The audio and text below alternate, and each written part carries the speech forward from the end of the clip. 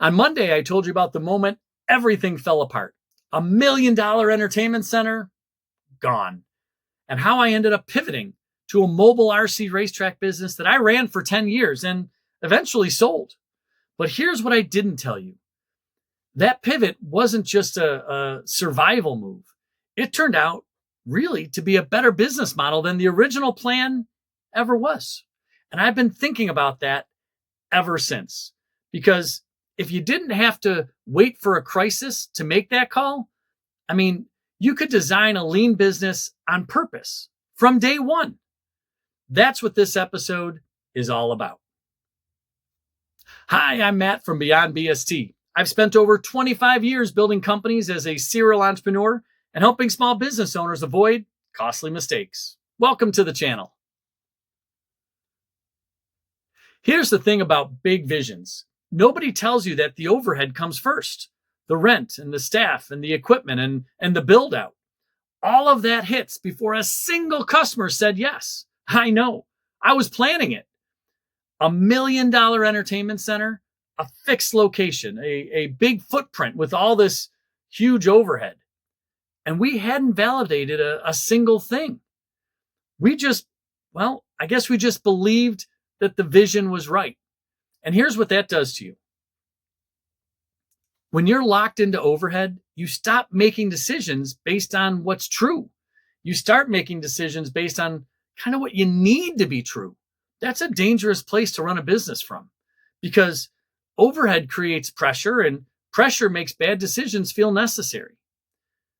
You can't afford to pivot when you've already, signed the lease.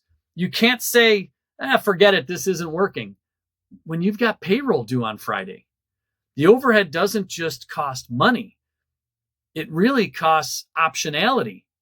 And for an early stage business, optionality is everything. Now, I'm not saying not to grow, or I'm not saying to never scale, but there's a sequence that works. And most people get it completely backwards. They build the infrastructure first. Then they go find the customers. What I want to show you today is how to flip that order and why that one change makes all the difference. So what's the alternative? Well, here's the framework I wish someone had handed me before I started planning $1 million build out. 3 decisions in the right order. Here we go. Decision 1. Start with what you can deliver, not what you ultimately want to build. That entertainment center, that's what I wanted to build. It was a big location. It was flashy. It was the full experience. It was this really huge vision. The mobile RC racetrack, well, that's what I could actually deliver. And here's the difference. What you want to build requires capital and infrastructure and staff, really before you earn a single dollar. What you can deliver right now has only one requirement. You just need a customer willing to pay for it. When the entertainment center fell apart, I didn't have the funding to move forward, but I did have the knowledge. I had relationships with equipment manufacturers and I had experience, even if it was just a little. So instead of just scrapping it all and starting over, I started what was already in my hands. And that's the first question you need to ask. Not, what's my grand vision, but what can I actually deliver to a real customer right now?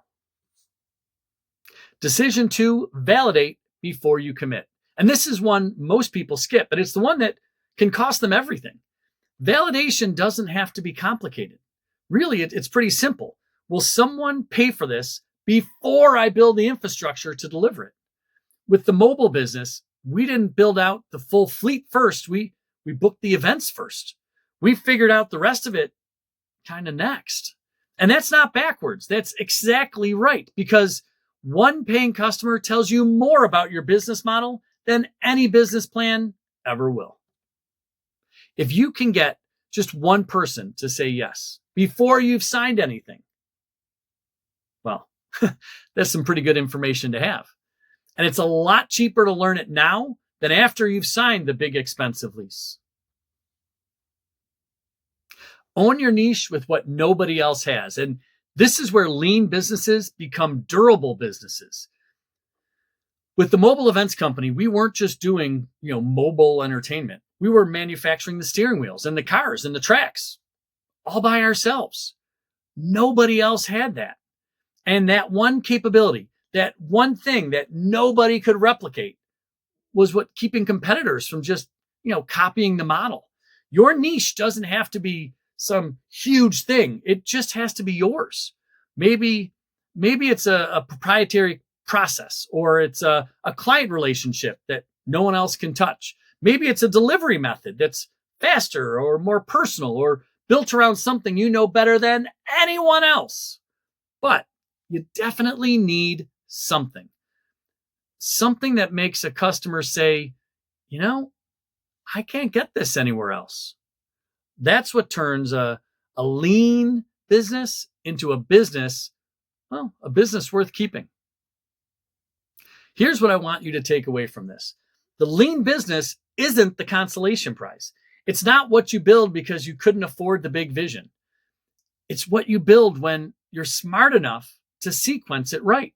Start with what you can deliver. Validate before you commit. Own your niche, doing what nobody else does and nobody else has. That's it. 3 decisions in the right order. On Monday, I told you about a pivot that happened because a crisis really forced my hand. Today, I'm telling you, don't wait for the crisis. You can make that call.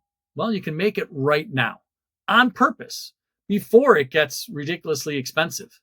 And if you're sitting there thinking, I don't even know what I can deliver yet. Well, that's okay too. That's actually the right place to start. You know what?